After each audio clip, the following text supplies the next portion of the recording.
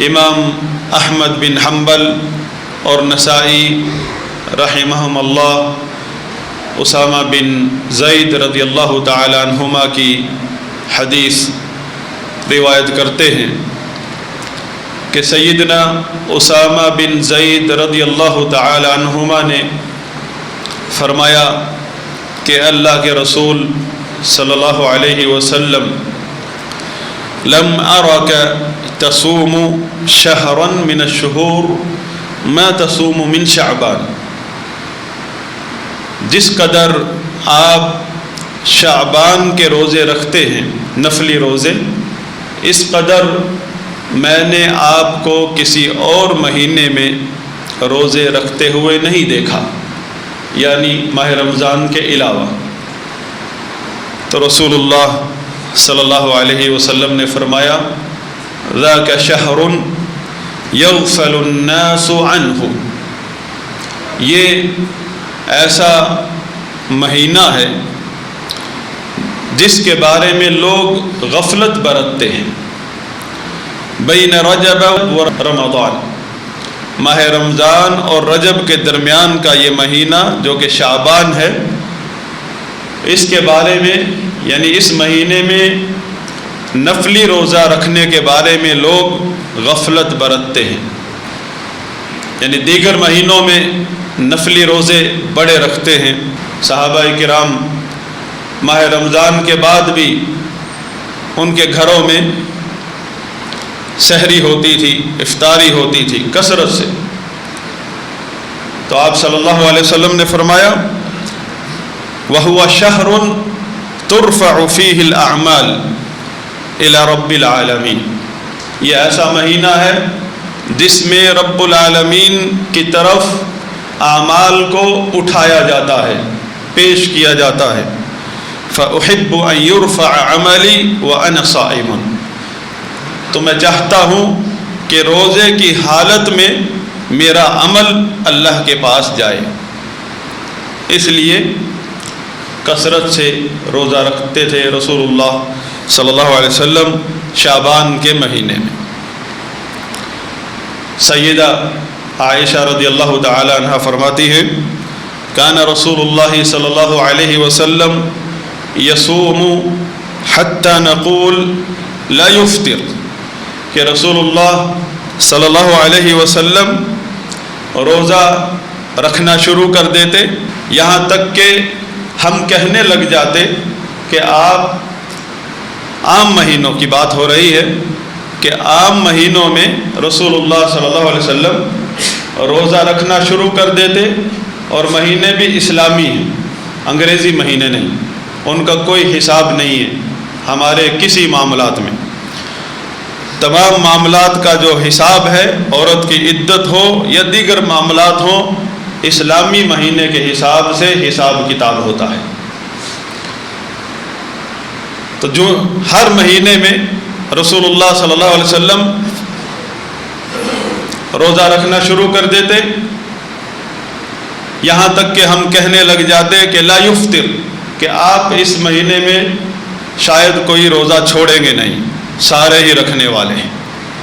اس طرح تسلسل سے آپ روزے شروع کر دیتے تھے۔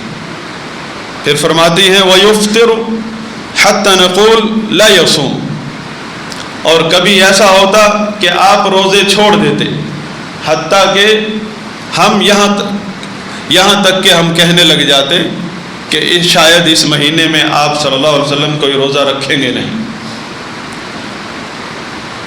پھر فرماتی ہیں وَمَا رَأَيْتُ رسول اللہ صلی اللہ علیہ وسلم استکمل صیام شہر الا رمضان، کہ میں نے ماہ رمضان کے علاوہ رسول اللہ صلی اللہ علیہ وسلم کو مکمل مہینے کے روزے رکھتے ہوئے نہیں دیکھا کسی اور مہینے میں۔ پھر فرماتی ہیں وَمَا رَأَيْتُهُ أَكْثَرَ صِيَامًا مِّنْهُ فِي شَعْبَانَ، کہ میں نے شعبان سے زیادہ کسی مہینے میں آپ کو نفلی روزے رکھتے ہوئے نہیں دیکھا۔ اور اس کی حکمت کیا ہے وہ سیدنا اسامہ بن زید رضی اللہ عنہ کے سوال کے جواب میں آپ نے فرما دی۔ اس مہینے میں کچھ لوگوں کا خیال ہے کہ ایک ایسی رات ہے جس میں تقدیر لکھی جاتی ہے، جس کا نام ہے شب برات۔ یہ محض ایک تقلید کی بنیاد پر بغیر دلیل کے کسی قول کو پکڑ کے اس کو دین کی حیثیت دے دینا اس کے مترادف ہے،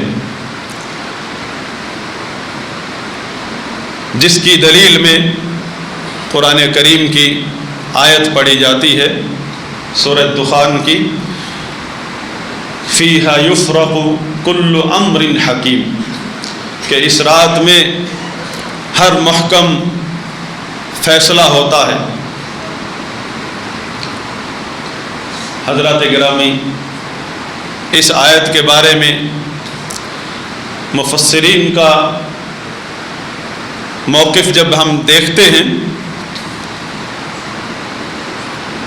تو وہ قرآن کی آیات کے ساتھ بالکل موافقت رکھتا ہے، کیونکہ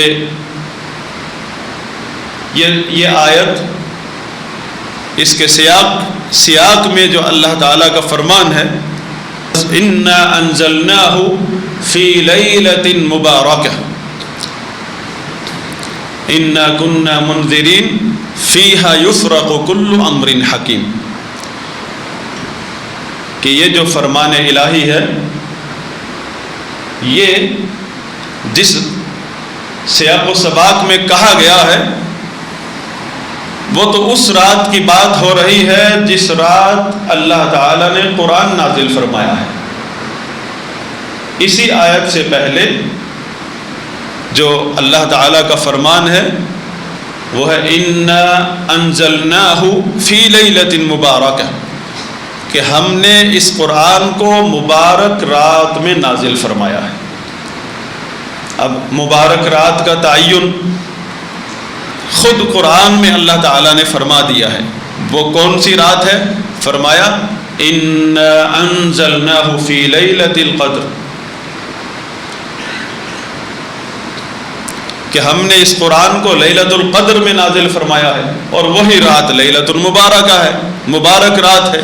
لیلۃ القدر یعنی تقدیر والی رات، جس رات فیصلے ہوتے ہیں، لوح محفوظ سے سالانہ تقدیر لکھی جاتی ہے لوگوں کی۔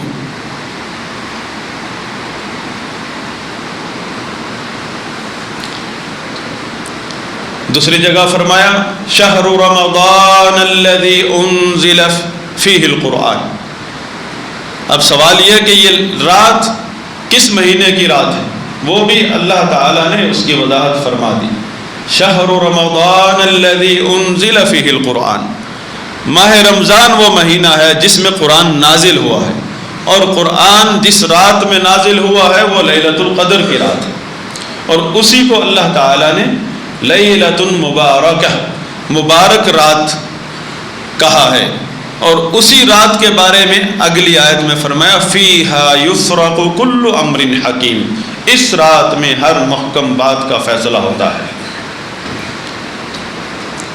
کس نے اس سال میں فوت ہونا ہے، کس نے اس سال میں حج کرنا ہے، کس نے اس سال میں پیدا ہونا ہے، یا کس نے موت کے منہ سے بچنا ہے، دوبارہ زندگی ملے گی، سارے سال کے فیصلے ہوتے ہیں۔ اقول ما تسمعون واستغفر الله لي ولكم ولسائر المسلمين فاستغفروه انه هو الغفور الرحيم۔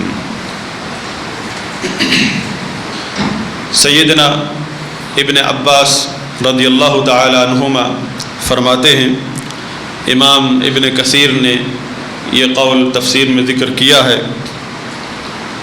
کہ انزل اللہ القرآن جملة واحدہ من اللوح المحفوظ الى بیت العزہ من السماء الدنیا، کہ اللہ تعالیٰ نے قرآن کریم کو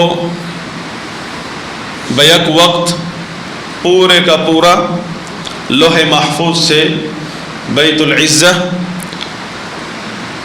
آسمان دنیا پر نازل فرمایا. اس کے بعد نزل مفصلا بحسب الوقاع فی 23 سنة علی رسول اللہ صلی اللہ علیہ وسلم. اس کے بعد واقعات اور مناسبت کے ساتھ ساتھ قرآن رسول اللہ صلی اللہ علیہ وسلم پر 23 سالوں میں نازل ہوا، تھوڑا تھوڑا کر کے.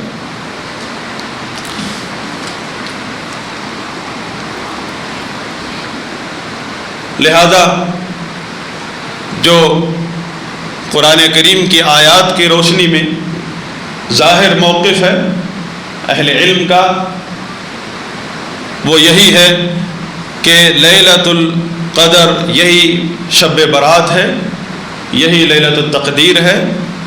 اس کے علاوہ قرآن میں کسی اور رات کا ذکر نہیں ہے. شعبان کی کسی رات کا ذکر نہ قرآن میں ہے اس موضوع پر کہ جس میں قرآن نازل ہوا ہو، نہ حدیث میں ہے.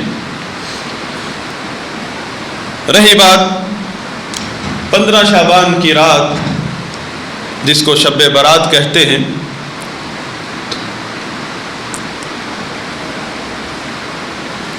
کیا اس رات کوئی خاص عبادت قرآن و حدیث میں یا صحابہ و تابعین کے عمل سے ثابت ہے؟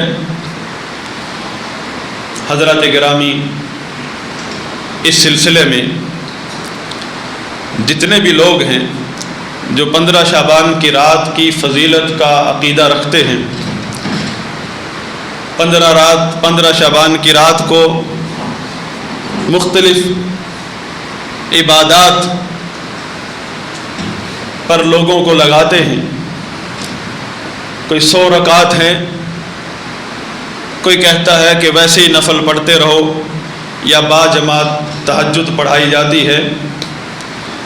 یہ سب جہاں تک تعلق ہے 100 رکعت، ہر رکعت میں 10 دفعہ قل هو اللہ احد سورہ اخلاص، اس کے بارے میں تو اہل علم کا اتفاق ہے کہ یہ من گھڑت نماز ہے، من گھڑت طریقہ ہے.